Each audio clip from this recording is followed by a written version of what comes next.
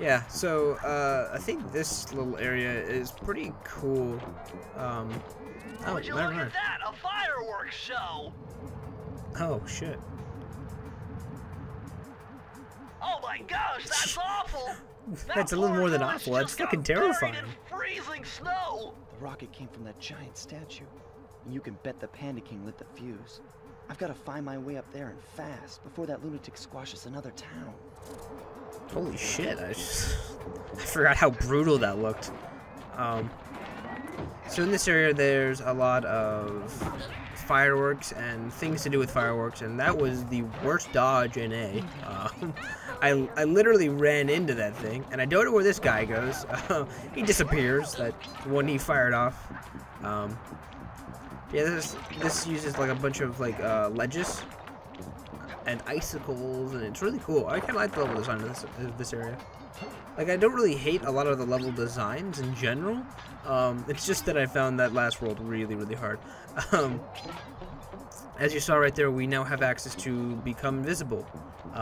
Thanks to the pages out of the book we got from Ruby, we can now turn invisible, and I think it's just by standing still just yet. There is an upgrade where you can, you know, activate it while walking, but it really slows you down. And I don't mean like, oh, just, you know, you go half speed. I mean like you just tiptoe, and it's like the slowest freaking thing in the world. Okay, good dodges for me. Screw icicles. I would have probably died there if I went a little faster. Don't get hit. Okay, thank God.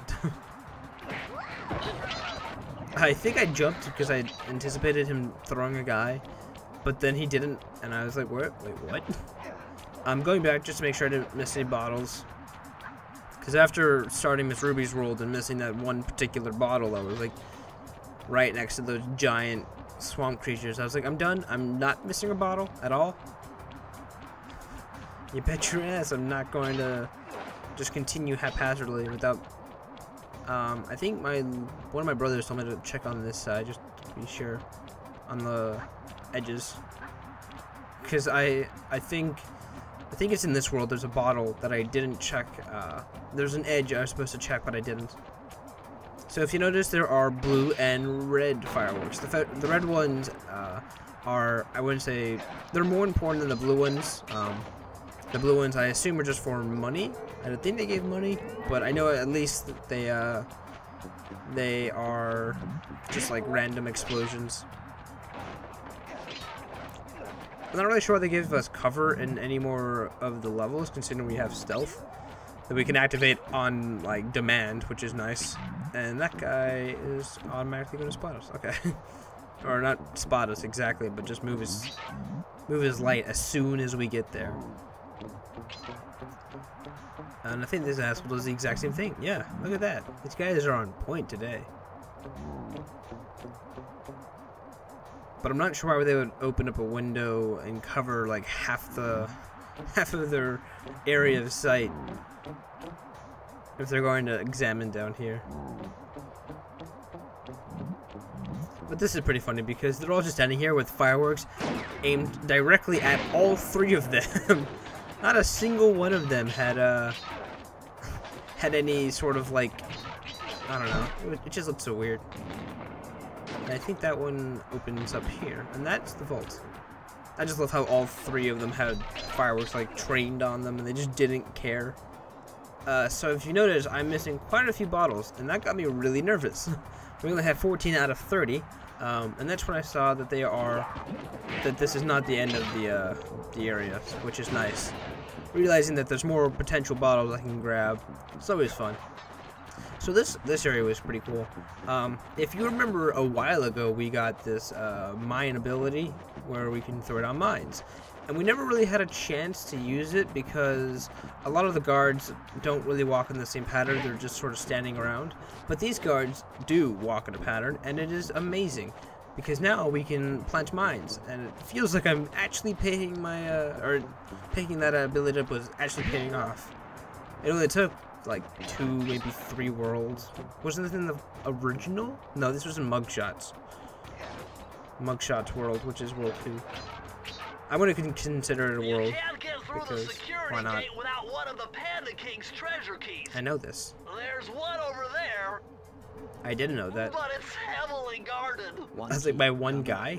It's like, what? Bentley, are you crazy? I only killed like 3 people over there already. It's totally fine. I think there's 4 or so people. And I wanted to see if I can just, you know, hit them, but that triggers an alarm and people come running. I could go invisible, but instead I just run over here and they just lose interest, I guess. Like, oh, whatever. I guess my buddy died for no reason. Maybe he had a heart attack. I can slow down time now. Not really sure the use of that, particularly, not yet at least. There probably is some huge major plus to having the ability to slow down time, but I have not found one.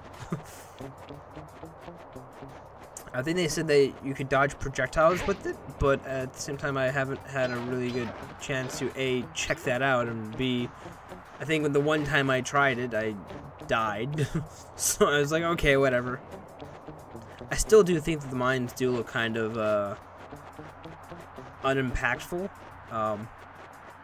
because all they are just a puff of smoke. So, I mean, I understand if it can't be a giant explosion because we're supposed to be stealthy, right? I get that, but a puff of smoke does not look very threatening.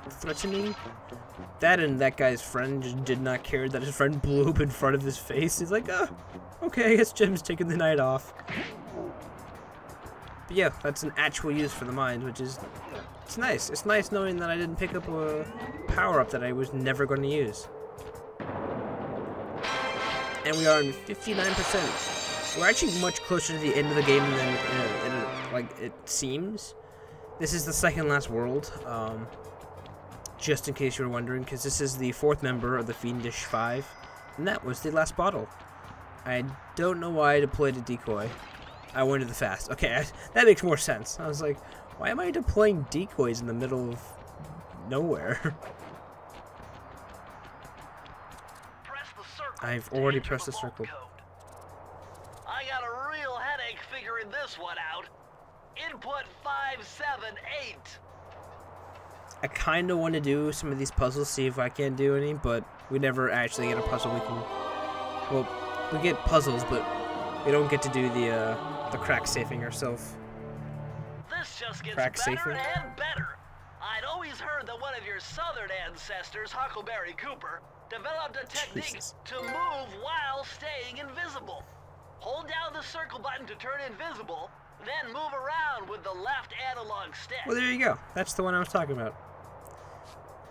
That ability is pretty fun, but it does slow you down quite a bit. Do I show it off here? Yeah, see, you just move really, really slow.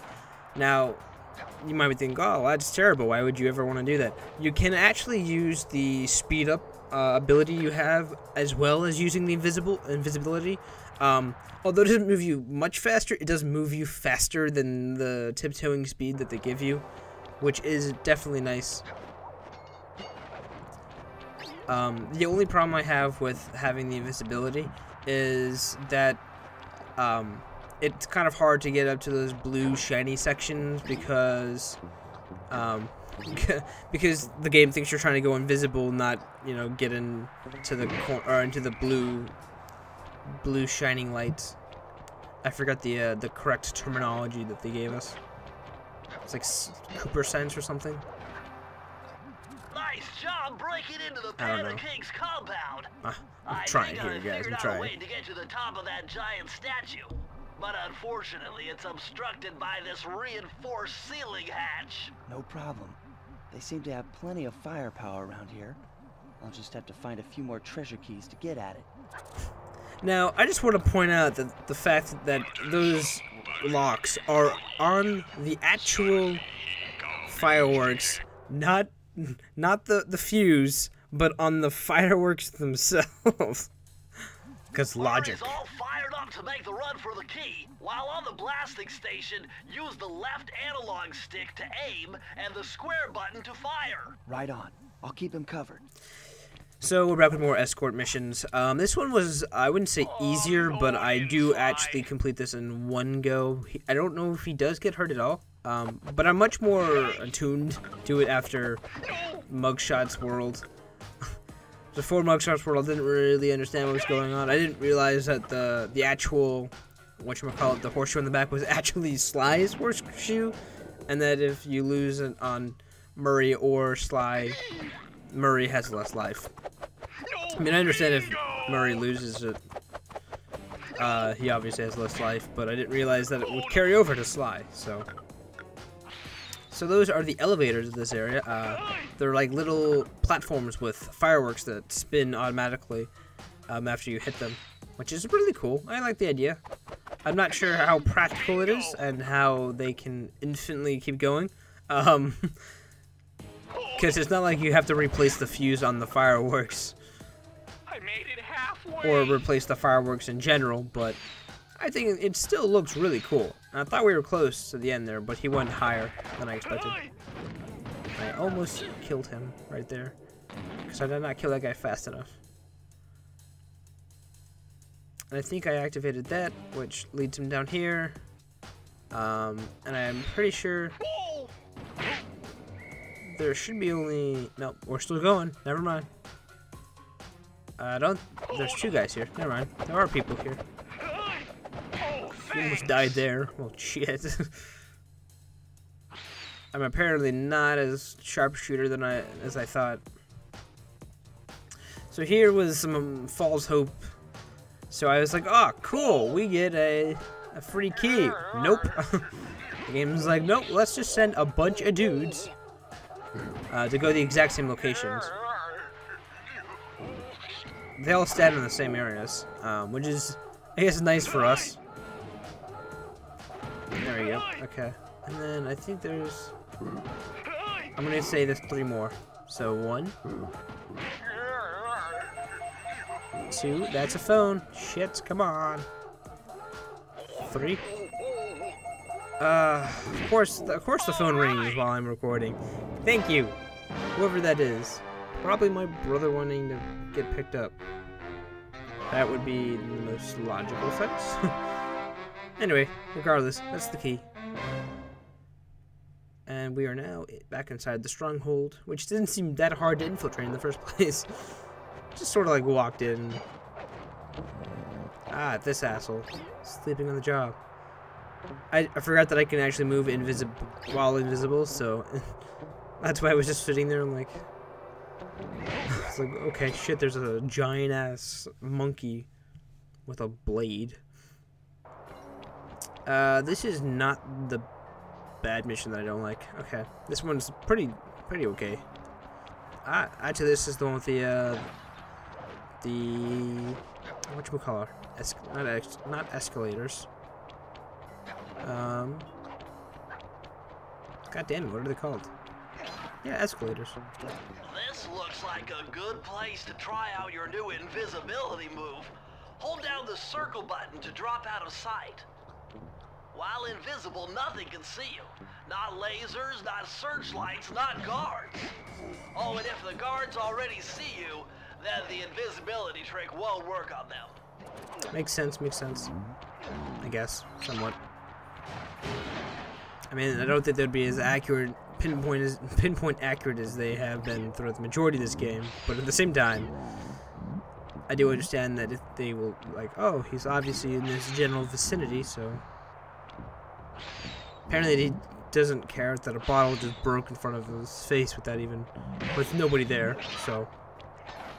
Very watchful, this guy. Yeah, so this is when I guess this is like the tutorial level for your stealth. I kind of like the stealth. It fits in.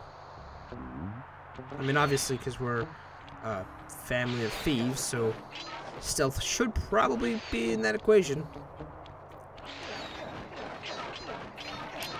Not sure how useful it is. It's not really useful in the later mission, the later world, but dodging cameras like that is a lot of fun. And I have not realized that I can use the fast ability. I didn't know how short of a time I had left until that thing came back, which is why I paused. And I think I didn't miss any bottles on the way up here. I think I just missed a bunch of vases or vase, whichever you prefer. That has some gold, so free gold, not bad. Makes this game a little easier when I have 2 horseshoes. Where to next? This unfortunate guy.